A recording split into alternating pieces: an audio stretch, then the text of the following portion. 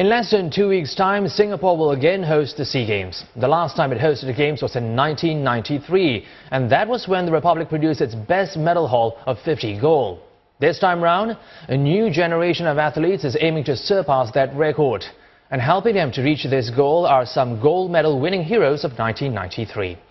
In this week's Spotlight, Nadia Yansan Hassan looks at how two generations of athletes are working together to bring glory to Singapore.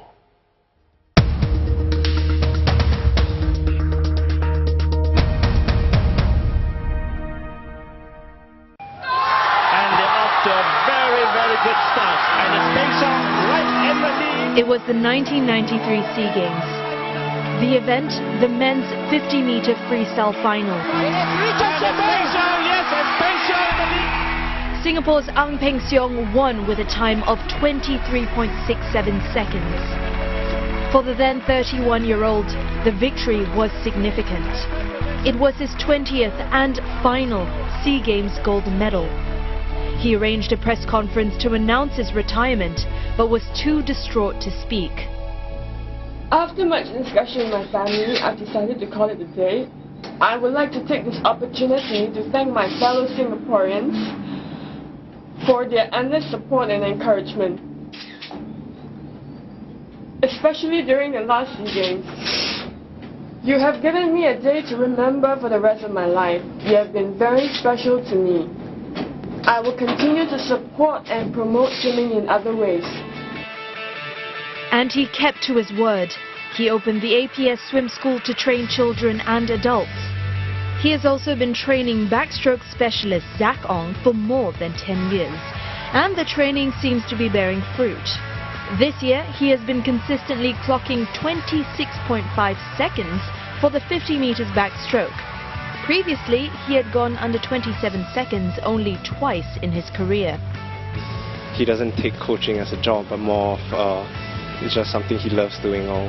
And I guess that for me is one of the biggest lessons I can have. To me, he's more than just a coach, because he's a role model, someone I actually really look up to.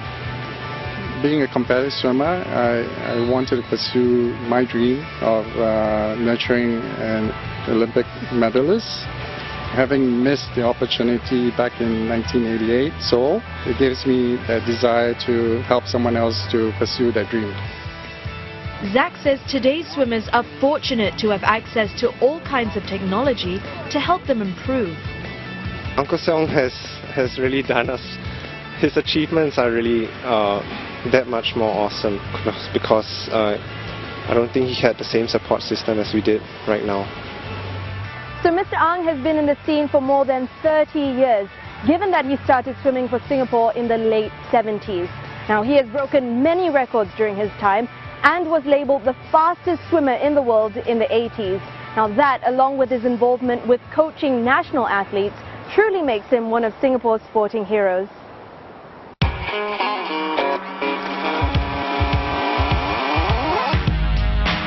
Siew Shaw He was another athlete from the class of 93 who won a gold medal. Losing to Thailand during the Games in 1991 was what drove him to give it his all. And so he eagerly awaited for his partner Charles Lim to return from studying overseas so they could train hard to claim the top prize. In the end of 92, when he got back, we come together, we start our training. And then we went on, and so by the time SEA Games come, we were actually up to the mark, and we won the SEA Games very comfortably. At the same time, got back what was ours from the previous Games. Now he helps train his daughter Savannah, who is carrying on his legacy at this year's Games.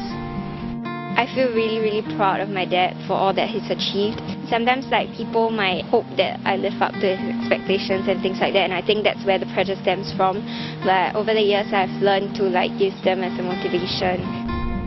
Like her father, she will experience the pressure of performing in front of an expectant home crowd. But Mr. Siew says being on home ground is an advantage to the sailors.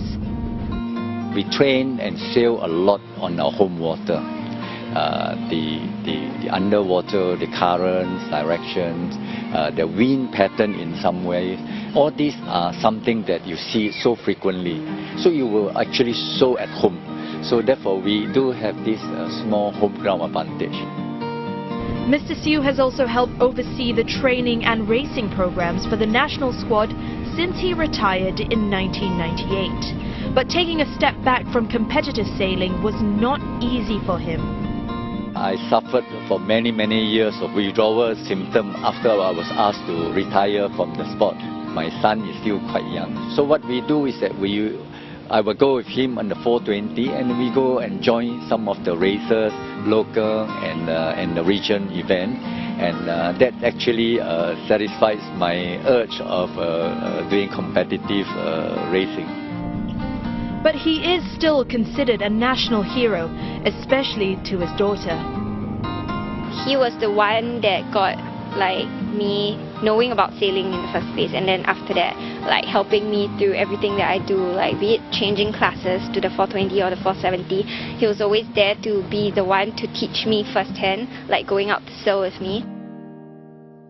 Singapore's best SEA Games showing was in 1993 when it was the host. The Republic's athletes won 164 medals. 50 were gold, 40 were silver, and 74 were bronze. And they were from a variety of sports, including fencing, golf, and judo. Bowling brought in 8 medals. This was Grace Young in 1993 as she struck gold in the women's doubles, along with her partner Adeline Wee. She retired in 1998. Now she's helping the Singapore Bowling Federation to support the current generation of keglers. If they have any grievances, if they have any issues about their path, their journey as an athlete, as a bowler. So we're there, myself as well as all the other board members, we're there to support them and hopefully to bring them to a whole new level in their career. Her advice to current athletes: don't just focus on winning. How about thinking whatever I'm going to be doing, it's just going to be an extension of how we progress as a nation. It's an emotional one. It comes from the heart. Maybe that's going to really help you perform. That might be a better way of approaching the games than to be thinking about, okay, my ultimate goal here is to medal. The desire to do Singapore proud was what drove her throughout her career. Whenever you're on a podium and you hear your anthem played, you get all choked up like I do. The fact that that medal, in hindsight for me now, is not just for me, it just makes so much sense that it brought so much pride that I would be in tears on the podium. Because that medal is for all of the people in your country. For SEA Games 2015, Singapore's target is to surpass the 50 gold haul from 1993. With their predecessors behind them every step of the way, they might just deliver.